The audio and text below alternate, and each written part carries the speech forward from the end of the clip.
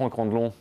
Bonjour. Vous êtes professeur en économie monétaire internationale à l'Université de Maastricht, directeur scientifique de l'initiative de recherche Gestion des risques et stratégie d'investissement à l'Institut Louis Bachelier. Alors on va parler des faibles niveaux de croissance que l'on enregistre depuis la crise de 2008.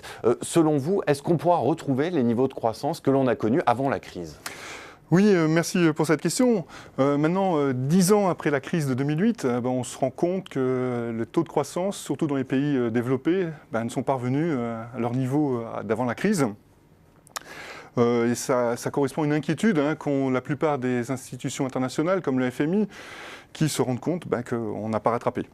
Alors, vraisemblablement, je pense qu'on est rentré dans un régime de croissance basse.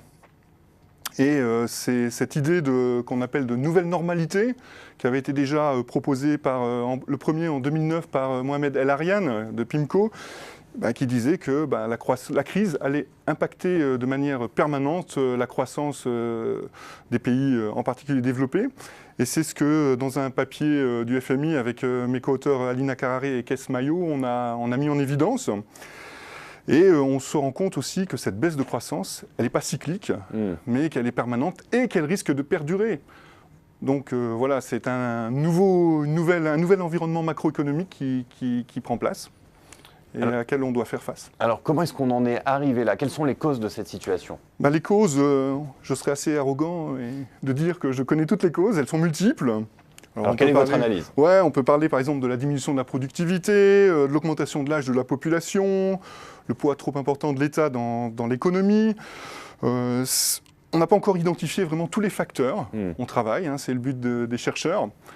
En ce moment, nous, avec mes collègues Jean-Baptiste Hast et Alina Carraré, on est en train d'analyser le rôle qu'aurait pu avoir la globalisation dans cette nouvelle normalité, dans cette baisse de croissance. Et on s'est rendu compte qu'en fait, le degré de globalisation était devenu important. Alors qu'il nous protégeait avant, il devient un facteur maintenant perturbateur. Et bien sûr, la prochaine étape, c'est d'estimer quel est le niveau de globalisation optimal, de manière à pouvoir en bénéficier et qu'on ne soit pas trop exposé aux crises.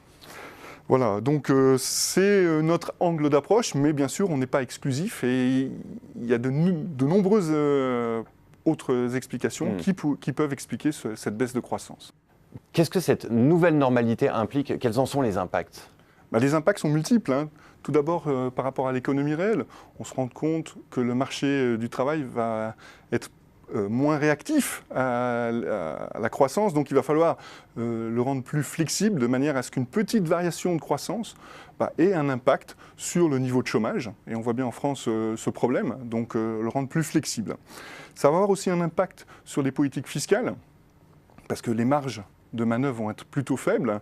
Je vous rappelle que les marges de manœuvre, à cause des stabilisateurs automatiques, viennent de la croissance. Comme la croissance est limitée, les marges sont plus faibles.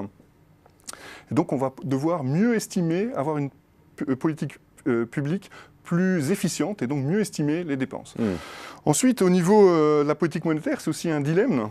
Soit en ce moment on est dans une situation avec des taux d'intérêt très faibles, notamment pour relancer l'activité. Là, les banques centrales, notamment la Banque centrale européenne, est en train de réfléchir à une augmentation des taux d'intérêt, mais la contrepartie, ça va être une détérioration de la croissance. Donc on se retrouve coincé entre les deux. Impact sur la sphère financière aussi ? Et l'impact notamment sur la sphère financière, parce que les taux d'intérêt faibles, ça veut dire que les rendements des investissements ne vont plus pouvoir être très importants, et plus importants par rapport à ce qu'il y avait avant 2008. On ne va plus avoir des rendements de 3 à 4%, mais on va être obligé de se contenter de quelque chose autour de 2, 2,5%. Et c'est une nouvelle concept pour la finance que vont devoir intégrer les investisseurs.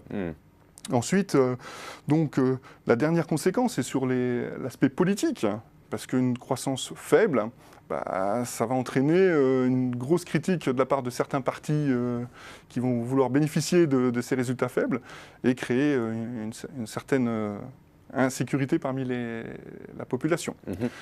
Finalement, ça va aussi impacter mon domaine de recherche, la macroéconomie, puisque, je ne sais pas si vous vous rappelez, mais en 1929, Keynes, avec la crise de 29, a développé une nouvelle macroéconomie, et je pense qu'on est face aux mêmes interrogations, et donc on va devoir développer notre matière, notre domaine de recherche, notamment en développant les analyses empiriques, parce qu'on ne va plus devoir se satisfaire d'approches théoriques, on va devoir mieux mesurer et avoir une approche plus précise, mathématique, précise, statistique, de ce qu'on peut faire pour pouvoir ajuster au mieux toutes les politiques économiques. Ben voilà qui va faire réfléchir l'audience fidèle de Xerfi Canal. Merci beaucoup Bertrand Cambion pour cette analyse. Merci. Merci.